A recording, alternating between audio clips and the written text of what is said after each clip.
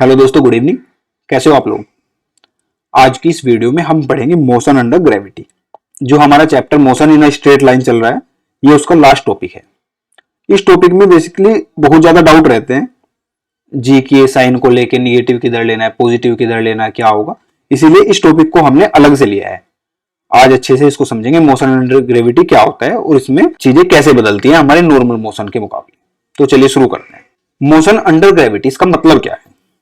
अब ये देखिए, जब भी हम कोई मूवमेंट करते हैं, सपोज ये एक ब्लॉक है और इसको हमने यहां से यहां मूव किया। अब अगर ब्लॉक यहां आया तो हमने इस पे एक फोर्स लगाया होगा, कोई भी, या तो मैकेनिकल फोर्स लगाया होगा, इसको पुश किया होगा या फिर पुल किया होगा। अब इसको यहां से यहां पहुंचाने के लिए एक फोर्स की जरूरत पड़ी। सपोज ये F है और इसका मास M है, तो इसको हम कैसे रिप्रेजेंट करेंगे। F equals to ma। ये इसका मास है और ये एक्सीलरेशन है, जिस एक्सीलरेशन के साथ ये मूव हुआ होगा। तो अगर हमको ये एक्सीलरेशन की वैल्यू चाहिए तो कैसे निकालेंगे। A equals to F by M। तो फोर्स तो हमको पता है हमने कितनी लगाई, तो ये M पे डिपेंड कर रहा है कि कितनी एक्सीलरेशन होगी। मास कम होगा तो तेज चलेगा, मास ज्यादा होगा तो थोड़ा धीरे चलेगा। इनवर्सली प्रोपोर्शनल ऑफ मास है, क्योंकि फोर्स कांस्टेंट थी। अगर कोई दूसरा ब्लॉक भी हो सेम, मतलब अलग मास का, सपोज एक और ब्लॉक है कैपिटल M है और सेम फोर्स लगाई, तो अब एक्सीलरेशन कितनी होगी। A equals to F upon capital M। तो यानी कि एक्सीलरेशन चेंज हो जाएगी। मास ज्यादा होगा तो एक्सीलरेशन कम, मास कम होगा तो एक्सीलरेशन ज्यादा। ये सिंपल है कि अगर हम ज्यादा फोर्स लगाते हैं, अगर हमारे हाथ में कोई बॉल है, हमने उसको ज्यादा फोर्स लगा के फेंका तो तेज जाएगी, कम फोर्स लगा के फेंका तो आराम से जाएगी। इसका उल्टा, हमारे पास एक छोटी बॉल है, एक बड़ी बॉल है, भारी बॉल है, एक, दोनों को सेम फोर्स से फेंका तो छोटे वाली तेज जाएगी, कम मास है, बड़े वाली थोड़ी स्लो जाएगी। तो ग्रेविटी में ऐसा क्या है, ग्रेविटी को देखते हैं। ग्रेविटी, जैसे सपोज ये अर्थ है, ये किसी भी चीज को अपनी तरफ अट्रैक्ट करती है। क्यों? क्योंकि ये ग्रेविटेशन फोर्स लगाती है। ग्रेविटेशन फोर्स क्या होती है, F equals to G M M upon are square. M mass of earth है और small m mass of ball है। तो अब अगर हमें यहां से एक्सीलरेशन चाहिए तो वो कैसे निकलेगी। इसको इक्वल टू लिख देंगे m में के, जैसे वहां पे लिखा था, क्या लिखा था, F इक्वल टू M में लिखा था। तो ये क्या बन गया, m a equals to G M M upon are square. Mass से मास कैंसिल, तो एक्सीलरेशन बचा g M upon are square. अब हम यहां देख सकते हैं कि जो इसकी एक्सीलरेशन है ये जी पे डिपेंड करती है, जो भी कांस्टेंट है। मास अर्थ का है तो सबके लिए कांस्टेंट है, और आर डिस्टेंस है कहां से, सेंटर ऑफ अर्थ। अब अगर कोई चीज सरफेस पे रखी हो या सरफेस से थोड़ी सी दूरी पे हो, या फिर कहीं की दो डिफरेंट चीजें हैं सेम डिस्टेंस पे हैं, तो आर तो सेम हो जाएगा। तो इसका मतलब यह है कि एक्सीलरेशन यहां पे मास ऑफ ऑब्जेक्ट पे डिपेंड नहीं कर रही है। इसका क्या मतलब है कि चाहे बॉल कोई बड़ी हो चाहे छोटी हो, वो अर्थ की तरफ सेम एक्सीलरेशन से जाएंगी, यानी कि वो दोनों सेम स्पीड से नीचे जाएंगी। तो यही, तो ये वाली सिचुएशन, जब हम किसी बॉडी पे कोई एक्सटर्नल फोर्स ना लगा रहे हो और वो सिर्फ अर्थ की ग्रेविटी की वजह से नीचे जा रही हो, तो इस कंडीशन को बोलते हैं मोशन अंडर ग्रेविटी, क्योंकि ये मोशन सिर्फ और सिर्फ ग्रेविटी की वजह से हो रहा है। फ्री फॉल वही ऐसा मोशन जो ग्रेविटी की वजह से सिर्फ हो रहा है, जिसमें कोई अदर फोर्स नहीं लग रही है, कोई भी चीज, कोई भी ऑब्जेक्ट फ्रीली नीचे गिर रहा है, उस सिचुएशन को हम बोलते हैं फ्री फॉल। इसको आप नाम से भी समझ सकते हो, फ्री फॉल, जब कोई फ्रीली नीचे गिरे इन द सेंस अर्थ की तरफ अट्रैक्ट हो। अब देखते हैं इक्वेशंस कैसे चेंज होती हैं फ्री फॉल में। अब हमने पढ़ा जो अर्थ है वो किसी भी चीज को अपनी तरफ जब खींचती है, अट्रैक्ट करती है, तो वो एक एक्सीलरेशन लगाती है, वो एक फोर्स लगाती है।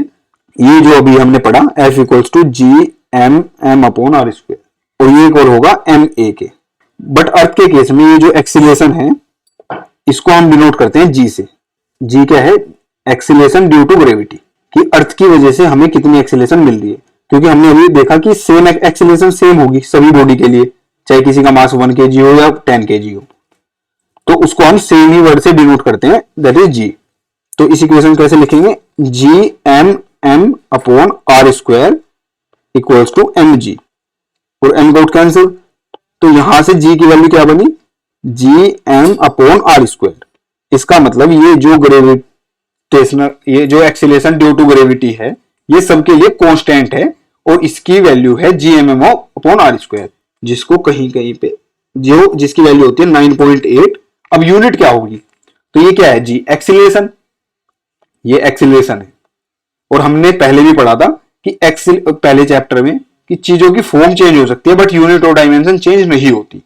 तो एक्सीलरेशन की यूनिट क्या होती है, मीटर पर सेकंड स्क्वायर, तो इसकी भी यूनिट क्या होनी चाहिए, मीटर पर सेकंड स्क्वायर। अब डायमेंशन, डायमेंशन क्या पड़ी थी इसकी, इसकी डायमेंशन थी इसकी डायमेंशन थी M0LT-2 या फिर कहिए LT-2, दोनों में से कुछ भी कहिए, LT-2। तो इसकी भी डायमेंशन क्या होनी चाहिए, M0LT-2, तो ये होगी। तो यहां पे हमने जी के बारे में जाना, इसको एक बार रिकैप कर ले, इसको एक बार दोबारा से रिवाइज कर लेते हैं। जी के बारे में क्या क्या देखा हमने, कि जो जी है वो है acceleration due to gravity, acceleration due to gravity. इसकी जो वैल्यू यूनिट्स हैं वो है मीटर पर सेकंड स्क्वायर, डायमेंशन है वो है M0LT-2 या फिर कहिए LT-2। तीसरा पॉइंट क्या है इसके बारे में, इसकी जो वैल्यू है वो है 9.8 मीटर पर सेकंड स्क्वायर, या फिर कहीं कहीं पे ये लिखी मिलेगी सिमिलर टू 10 मीटर पर सेकंड स्क्वायर।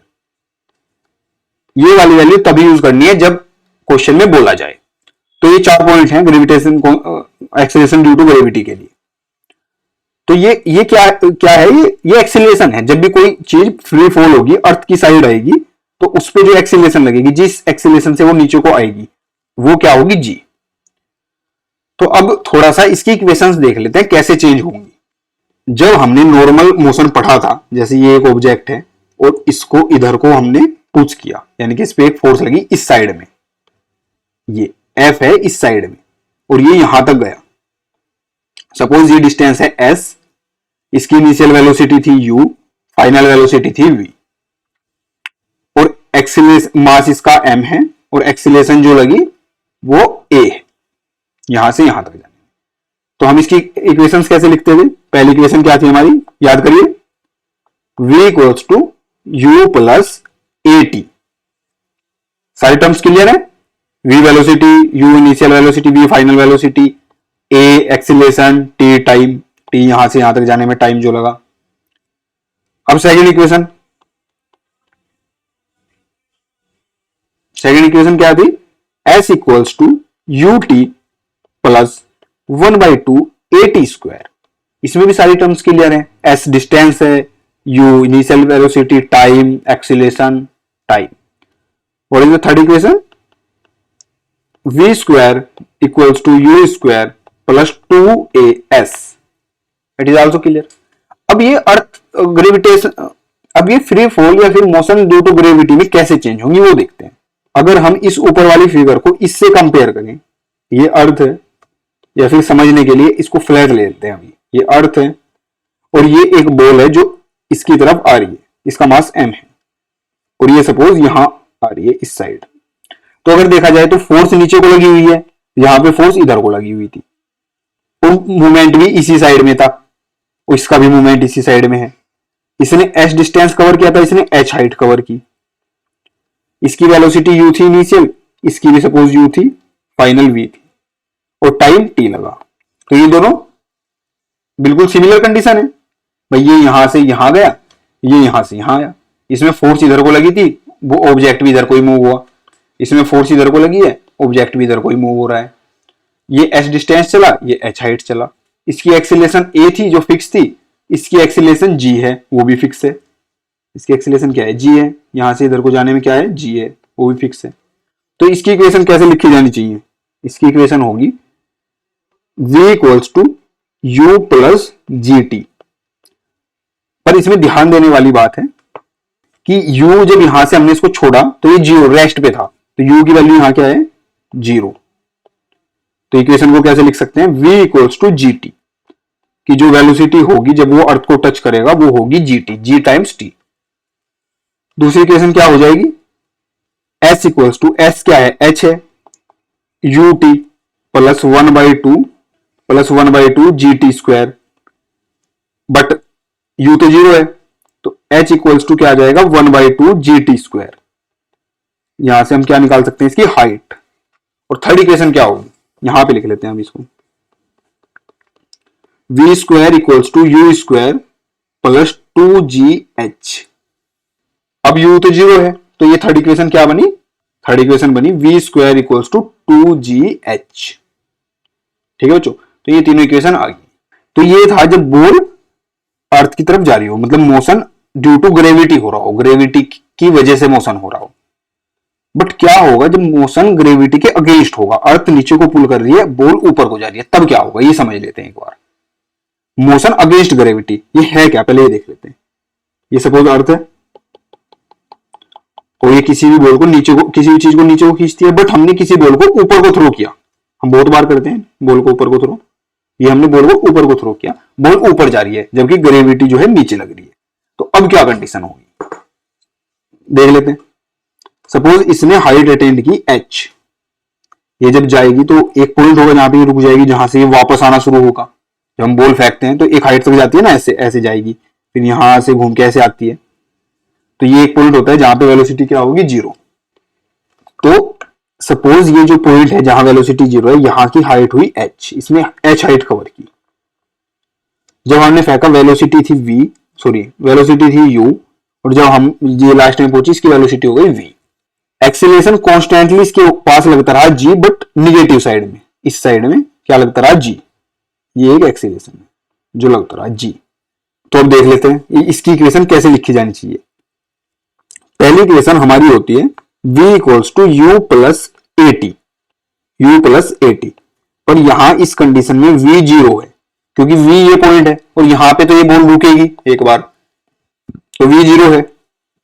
और a क्या है, a माइनस जी है क्योंकि मूवमेंट इस डायरेक्शन में है, g इस डायरेक्शन में है, g इस डायरेक्शन में है और मूवमेंट इस डायरेक्शन में है। तो g क्या होना चाहिए, a क्या होना चाहिए माइनस जी। तो इक्वेशन क्या बन जाएगी इक्वेशन क्या बन जाएगी 0 equals to u minus g t, यानी कि क्या आएगी कि u equals to g t. ये फर्स्ट इक्वेशन आ गई मोशन अगेंस्ट ग्रेविटी केस में। सेकंड इक्वेशन क्या होगी h equals to u t plus 1/2 a t square, ये इक्वेशन होती है। बट v 0 है, v तो इसमें है ही नहीं, a माइनस जी है, तो ये वैल्यू रखेंगे तो क्या बनेगी h equals to u t minus 1/2 g t square. ये सेकंड इक्वेशन ऑफ मोशन हुई, मोशन अगेंस्ट ग्रेविटी के केस में। अब थर्ड देख लेते हैं, v square equals to you square plus 2s, ये इक्वेशन होती है। अब v 0 है, 0 इक्वल टू यू स्क्वायर। अब a माइनस जी है तो माइनस 2gh। तो यहां से क्या मिला हमको u square equals to 2gh। तो ये कंडीशन हमें मिली, ये थर्ड इक्वेशन। तो यहां से हमने देखा दोनों केस में कि जब बॉल ऊपर जाएगी तब इक्वेशन कैसे चेंज हो रही है और नीचे आएगी तब कैसे चेंज हो रही है। अब इनको एक बार रिवाइज करने के लिए दोनों केस को एक बार समझ लेते हैं। एक ये केस है, एक ये केस है। अब इनको समझ लेते हैं दोनों को। ये अर्थ है, सेम डायग्राम। ये एक बॉल है जो यहां से गई, यहां तक गई और यहां थोड़ा सा रेस्ट लेके और वापस यहां नीचे आ गई। हाइट इसने जो अचीव की वो h थी, वो कॉमन रहेगी, जितनी दूर गई उतनी नीचे आई। जब ऊपर जा रही थी तो मूवमेंट ये था और एक्सीलरेशन जो g थी वो ये थी। जब वापस आई तो मूवमेंट ये था और एक्सीलरेशन भी ये थी। हाइट h होगी, जब गई तो वेलोसिटी क्या थी u थी, यहां पे वेलोसिटी v या फिर इसको 0 कह लीजिए। और जब वापस आई इसको वेलोसिटी v डैश मान लेते हैं। जब ये गई इसको टाइम लगा t सपोज, जब वापस आई जब इसको टाइम लगा t dash, that is suppose. अभी देखते हैं क्या होगा। तो इसकी इक्वेशन क्या बनेगी जब ये गई, पहले इसको नाम दे लेते हैं a, ये पॉइंट b और ये पॉइंट c। तो केस फर्स्ट क्या बनेगा, movement from a to b, a to b। तो a टू b की इक्वेशन क्या होंगी अभी हमने पढ़ी थी, u equals to g t, पहली इक्वेशन थी। तो यहां से हम टाइम निकाल सकते हैं। टाइम की वैल्यू क्या आएगी, यहां से टाइम की वैल्यू आ गई t equals to u by g. अब जी कांस्टेंट है, तो इसका मतलब जितना हम इनिशियल वेलोसिटी या यू बढ़ाएंगे टाइम उतना ज्यादा होगा। इसका क्या मतलब है? इसका सिंपल मतलब है कि जितनी ज्यादा तेज हम किसी भी बॉल को ऊपर उछालेंगे वो उतनी ही ज्यादा देर तक ऊपर जाती रहेगी, यानी कि टाइम ज्यादा ट्रेवल करेगी वो। दूसरा केस देख लेते हैं। दूसरी कंडीशन थी h equals to u t minus 1/2 g t square. अब अगर यहां पे u की वैल्यू रखी जाए, ये u की वैल्यू यहां पुट कर दें तो क्या मिलेगा? h equals to g t और t, दो टी हो गए, एक ये और इसकी जगह g t minus 1/2 g t square. तो h इक्वल्स टू क्या हुआ? G t square minus half g t square. तो h मिला हमें, एलसीएम ले लेते हैं, 2 g t square minus g t square. तो क्या बचा? G t square by 2। तो हाइट कितनी निकली हमारी? जी टी स्क्वायर बाई 2। तो हमारी height I ji t square by 2। But T तो हमें पता नहीं है कितना कितना टाइम ट्रेवल करेगी, तो टी की वैल्यू रख देते हैं। टी की वैल्यू अभी क्या थी? यू बाई जी थी, तो यहां रख देते हैं इसमें। तो h equals to g u by g upon 2, u by g का स्क्वायर। तो ये h इक्वल्स टू क्या हुआ? G u square upon 2g square.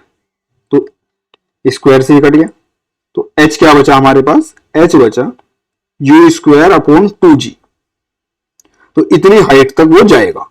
अब हम यहां से देख सकते हैं कि जितनी u की वैल्यू ज्यादा होगी उतनी ही ज्यादा हाइट तक जाएगा। सिंपल, जितनी तेज हम फेंकेंगे किसी भी बॉल को वो उतनी ही ऊपर जाएगी। तो यहां से हमको हाइट भी मिल गई, टाइम हमको पहले ही मिल चुका था, हाइट भी हमको मिल गई। अब देख लेते हैं जब वो वापस आएगा, जब ये वाला पोर्शन आएगा बी टू सी मूवमेंट होगा, उसके लिए देख लेते हैं। केस टू बी टू सी, जब मोशन ड्यू टू ग्रेविटी या फिर टुवर्ड्स ग्रेविटी अर्थ हो, ये वाला मोशन हो, तो इक्वेशन हमने क्या निकाली थी? v equals to g t. But यहां की वेलोसिटी क्या है? v नहीं है, v डैश है, ध्यान रखिएगा, v डैश थी, तो यहां क्या लिखेंगे? v dash equals to g t. ठीक है बच्चों, ये पहली इक्वेशन थी v dash equal to g t. तो नीचे आने में टाइम भी t डैश लगा था, तो इसको लिखेंगे v dash equals to g t dash. ठीक है, अब ना हमको v डैश पता है ना t डैश पता है, दोनों को निकालेंगे कैसे? सेकेंड इक्वेशन क्या थी? h equals to 1/2 g t square, g t dash square, t dash square. और h की वैल्यू हमें पता है, ये है, क्योंकि h तो जितना ऊपर गया उतनी ही नीचे आएगी, तो ये वैल्यू हम रख देते हैं h की जगह। तो ये क्या होगी? U square upon 2g equals to g by 2 t dash square. तो 2 से 2 कैंसिल, टी डैश स्क्वायर क्या बचा? U square upon g square, तो स्क्वायर से square cancel from both side, तो टी डैश क्या बचा? U by g. अब देख सकते हैं जो टी भी था वो भी क्या था, अगर देखना हो दोबारा लिख देते हैं, टी भी क्या था? यू बाई जी। इसका मतलब ये है कि जितना टाइम ऊपर जाने में लगा उतने ही टाइम में वो ऑब्जेक्ट वापस आएगा नीचे, यानी कि t equals to t dash. यहां से ये कंफर्म हुआ, यानी कि जितना टाइम इसको ये ऊपर जाने में लगा था उतने ही टाइम में नीचे आएगी। अब वेलोसिटी निकाल लेते हैं, ये v भी नहीं पता है ना हमें, तो v equals to g t dash, v dash equals to g t dash. तो टी डैश अभी निकाला है, कितना है? u by g, u by g. तो v dash equals to g u by g, तो g से g कैंसिल, तो v डैश इक्वल्स टू क्या हो गया? u। यानी कि जिस स्पीड से v डैश के, यानी कि जिस स्पीड से हमने इसको फेंका था u से, इस स्पीड से उतनी ही v डैश है, यानी कि ये दोनों स्पीड इक्वल है।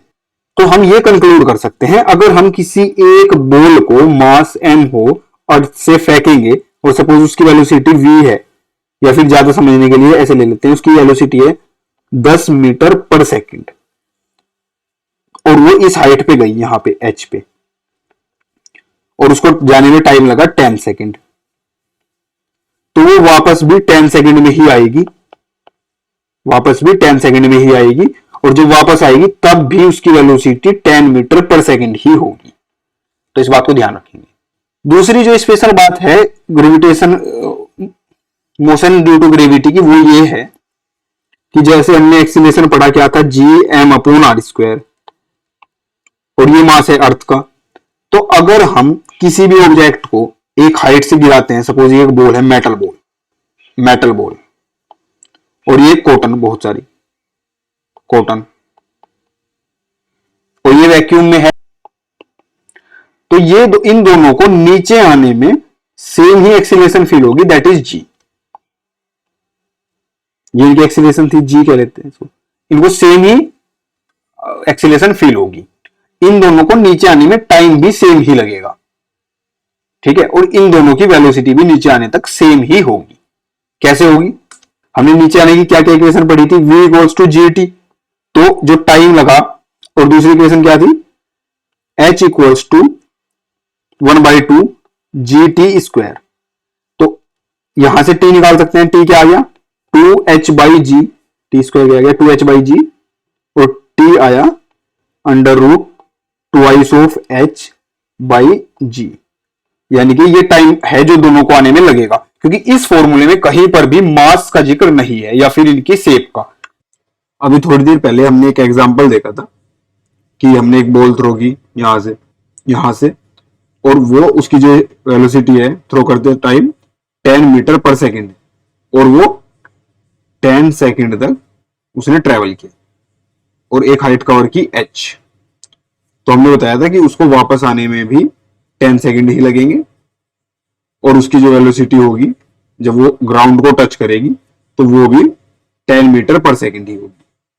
तो इस एग्जाम्पल में ये 10 सेकेंड या 10 मीटर सिर्फ समझाने के लिए था कि अगर 10 सेकेंड जाने में लगे तो 10 ही आने में लगेंगे, 10 मीटर पर सेकेंड की स्पीड से गई तो इतनी की स्पीड से ही आएगी। ये कैलकुलेटिव वैल्यू नहीं है। कैलकुलेटिव कैसे, मतलब अभी समझते हैं कि अगर हमने किसी ऑब्जेक्ट को ऊपर थ्रो किया और उसके सारे पैरामीटर जानने के लिए, सारे पैरामीटर मतलब उसकी सपोज हमको क्या क्या पैरामीटर है हमारे पास, initial velocity, final velocity, time, height attained, और एक एक्सीलरेशन जिसको यहाँ जी कहते हैं। इन पांचों पैरामीटर को जानने के लिए हमको कितने पैरामीटर की मिनिमम जरूरत है इस केस में, मोशन ड्यू टू ग्रेविटी में, तो वो देख लेते हैं। और इसी से पता लग जाएगा कि इतनी वेलोसिटी से थ्रो किया तो इतनी देर तक जाएगी या ज्यादा है। यहाँ पे ये अभी कैलकुलेटिव नहीं है। सपोज एक बॉल को हमने थ्रो किया, और यही एग्जांपल ले लेते हैं, इनिशियल वेलोसिटी है 10 मीटर पर सेकेंड, 10 मीटर पर सेकेंड, ठीक है बच्चों, और इसने h हाइट अटेंड की और टाइम लगा t। तो अब देख लेते हैं क्या होगा। ऊपर जाने के केस में हमारी जो इक्वेशन थी वो क्या थी, हमारी इक्वेशन थी u equals to g t, और सपोज कैलकुलेशन सिंपल रखने के लिए इस फॉर्मूले में g की वैल्यू यूज करेंगे 10 मीटर पर सेकेंड स्क्वायर, ये वैल्यू यूज करेंगे। तो यहां से अगर टाइम की वैल्यू निकालें तो क्या आएगी u बाई जी, और u बाई जी तो हमको दोनों पता है, u भी पता है दे रखा है, g हमको पहले से ही पता है, तो आसानी से निकाल लेंगे। टाइम क्या आएगा, u क्या है 10 मीटर पर सेकेंड, और g क्या है 10 मीटर पर सेकेंड स्क्वायर। तो आंसर क्या आया, 10 से 10 कैंसिल, आंसर आया 1 सेकेंड। अब यहां पे ये भी समझ लो साथ के साथ कि ये 1 सेकेंड कैसे आया, कि मीटर से मीटर कैंसिल हुआ, सेकंड से सेकंड, और एक बचा, ये स्क्वायर में था तो ये ऐसे ऐसे ही यूनिट बनती है। तो टाइम क्या है 1 सेकेंड, यानी कि ये 1 सेकेंड तक ट्रेवल करेगी ऊपर की डायरेक्शन में। अब ये चाहे कितनी भी भारी या कितनी भी हल्की हो, टाइम तो इतना ही ट्रेवल करेगी, इससे ज्यादा नहीं करेगी या इससे कम नहीं करेगी। अब हाइट देख लेते हैं। हमारी तीसरी इक्वेशन क्या होती है, V square equals to you square minus 2gh। V तो जीरो है यहाँ पे, वी क्या है जीरो, यहाँ पे रेस्ट में आ जाएगी यहाँ के, तो वी क्या है जीरो। तो इक्वेशन बनी you square equals to 2gh। तो यहां से h क्या मिल जाएगा हमें, यू स्क्वायर बाई 2g। ठीक है बच्चों, तो इसको निकाल लेंगे, इसको भी आसानी से निकाल लेंगे। क्या वैल्यू आएगी, h equals to you square, u क्या है 10, 10 का स्क्वायर अपॉन 2g, 2 इंटू जी क्या है 10, तो आंसर क्या आ जाएगा 10 इंटू 10 डिवाइड बाई 2 इंटू 10, 10 से 10 कैंसिल, 2 से 10 कैंसिल 5 टाइम्स। तो हाइट क्या आ गई, यहाँ पे यहीं पे लिख लेते हैं इसको भी। हाइट आ गई 5, यूनिट क्या होगी मीटर, क्योंकि सब कुछ मीटर और सेकंड में है। तो हाइट आई 5 मीटर। तो अब हमें पता लग गया ये 5 मीटर ऊपर तक गई, 1 सेकंड तक ट्रेवल किया। अब हमको साथ में और क्या क्या पता लगा कि जब ये वापस आएगी, तो हमने पढ़ा था अगर किसी को जाने में टी टाइम लगा यानी कि 1 सेकंड लगी तो वापस भी वो 1 सेकंड में ही आएगी यहां तक। अगर वो इस वेलोसिटी से गई थी तो वापस आते हुए भी उसकी वेलोसिटी यहां पे यही होगी, क्या होगी फिर ये 10 मीटर पर सेकंड। और जिस हाइट तक गई है वापस भी उतनी हाइट आएगी। यानी कि हमको इसके सारे पैरामीटर पता लग चुके हैं सिर्फ किसकी हेल्प से, इस इंफॉर्मेशन की हेल्प से, कि अगर हमको इनिशियल वेलोसिटी पता चल जाए कि किस वेलोसिटी से फेंकी है तो हमको सब पता चल जाएगा। या फिर अगर हमें टाइम पता चल जाए तो यहां से इनिशियल वेलोसिटी निकाल लेंगे तब भी पता चल जाएगा। या हाइट पता चल जाए, अगर हाइट पता हो तो यहां से भी इनिशियल वेलोसिटी निकाल लेंगे। तो हम कह सकते हैं कि अगर हमको u, t और h में से कोई एक भी पैरामीटर पता चल जाए तो हम पूरा मोशन बता सकते हैं, पूरा मूवमेंट बता सकते हैं कितना है क्या है। इसमें कभी कभी क्वेश्चन में पूछ लेता है कि टोटल टाइम कितना लगा। तो टोटल टाइम में एक्चुअली ये जाने का टाइम और आने का टाइम दोनों इंक्लूड होता है। तो ये कितना होगा, suppose it is noted bye t, तो ये क्या होगा t1 प्लस t2, यानी कि जाने में कितना लगा और आने में, यानी कि 1 प्लस 1 दैट इज 2 सेकेंड। तो ये था आज का हमारा motion due to gravity. Thank you दोस्तों।